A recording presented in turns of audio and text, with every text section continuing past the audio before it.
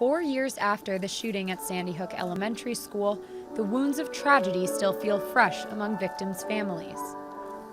They join hundreds of family members and friends of gun violence victims at a vigil in this church in Washington. Many worry what will happen to America's gun laws once Donald Trump takes office. Over 30,000 Americans are killed every single year by guns. This is a huge problem. This does not happen in other countries like ours. It shouldn't happen, and it's incredibly disappointing to think that we would have a president that completely disregards that. Throughout the campaign, Trump vowed to protect the Second Amendment.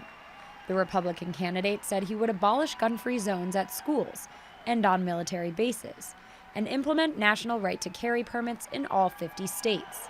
All music to the ears of the gun lobby, who subsequently endorsed him. I will not let you down. Remember that. I will not let you down. For gun rights activists, Trump's election represents a victory for the Second Amendment.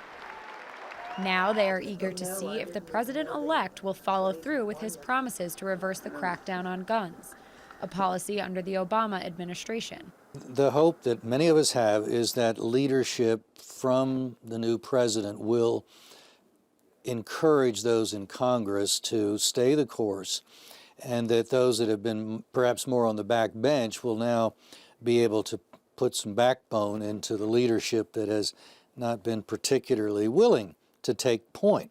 I think a lot of fights are going to be a lot easier now that you have a Donald Trump who does seem to have changed the atmosphere in Washington already. Passing out letters to Congress, gun violence prevention groups like the Newtown Action Alliance hope to demonstrate that they do not want to abolish the Second Amendment. But they do urge government officials to vote for stricter background checks and tighter gun controls. For now, people on both sides of the issue await the start of the new administration.